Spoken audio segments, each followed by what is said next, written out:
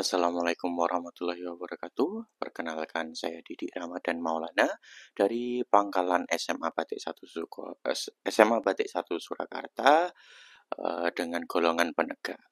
Oke, di sini saya akan menjelaskan mengenai tentang prinsip prinsip dasar kepramukaan dan metode kepramukaan. Ya. Untuk prinsip dasar kepramukaan dan metode kepramukaan itu merupakan ciri khas ya yang membedakan kepramukaan dari pendidikan yang lainnya. Di mana dua unsur ini merupakan proses pendidikan terpadu yang harus diterapkan di dalam setiap kegiatannya.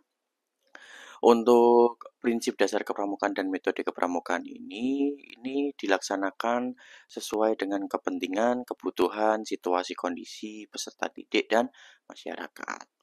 Nah, di mana prinsip dasar kepramukaan itu meliputi iman dan takwa kepada Tuhan Yang Maha Esa.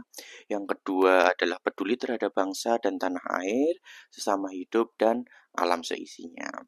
Yang ketiga yaitu peduli terhadap diri pribadinya.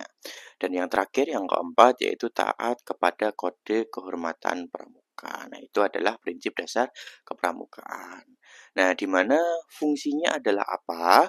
Fungsinya itu untuk norma hidup seorang anggota gerakan pramuka ya. Salah satunya, yang kedua adalah landasan kode etik gerakan pramuka. Yang ketiga, yaitu adalah pedoman dan arah pembinaan kaum anggota gerakan pramuka.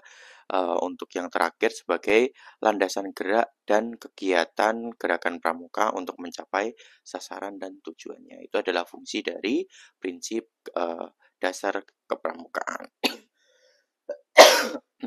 Nah, landasan dasar kepramukaan itu sebagai norma hidup seorang anggota gerakan pramuka itu ditanamkan dan ditumbuh kembangkan itu melalui proses penghayatan oleh dan untuk dirinya sendiri.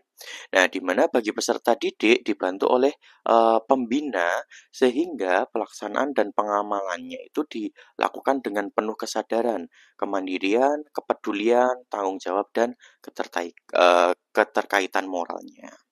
Nah, untuk prinsip dasar kepramukaan itu perlu ditanamkan pada peserta didik secara efektif, efisien melalui kegiatan yang memotivasi peserta didik.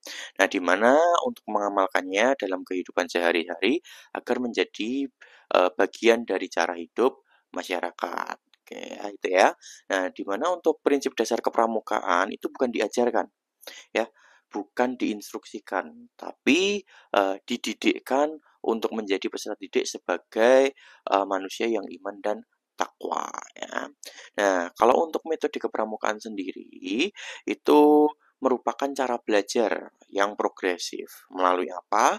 Yang pertama bisa melalui pengamalan kode kehormatannya, yang kedua belajar sambil melakukan, yang ketiga itu bisa dalam bentuk sistem berkelompok, yang keempat itu kegiatan yang menantang dan meningkatkan serta mengandung pendidikan yang sesuai dengan perkembangan rohani dan jasmani peserta didik tersebut. Keempat itu bisa dalam kegiatan di alam terbuka. Nah, yang kelima itu bisa dalam sistem tanda kecakapan. Kalau di pramuka ada kecakapan umum sama kecakapan khusus. Dan yang terakhir ada sistem satuan terpisah untuk putra dan putri ya sebagai kiasan dasar ya. Nah, untuk terakhir, nah dalam pelaksanaan prinsip dasar kepramukaan dan metode kepramukaan ini harus dilaksanakan secara terpadu, di mana tidak boleh dipisahkan di antara keduanya ya, harus berjalan seimbang dan saling melengkapi. Bahkan ada 5 unsur yang terpadu. Yang pertama adalah prinsip dasar kepramukaan, yang kedua metode kepramukaan. Nah, selanjutnya ada kode kehormatan kepramukaan. Maaf, dan yang keempat ada moto gerakan pramuka dan terakhir ada kiasan dasar kepramukaan. Nah, itu adalah 5 unsur terpadu yang harus saling sinkron. Nah, materi untuk hari ini mengenai prinsip dasar kepramukaan dan metode kepramukaan yang bisa saya sampaikan hanya itu ya. Bila ada salah kata saya mohon maaf, saya tutup. Assalamualaikum warahmatullahi wabarakatuh. Salam pramuka.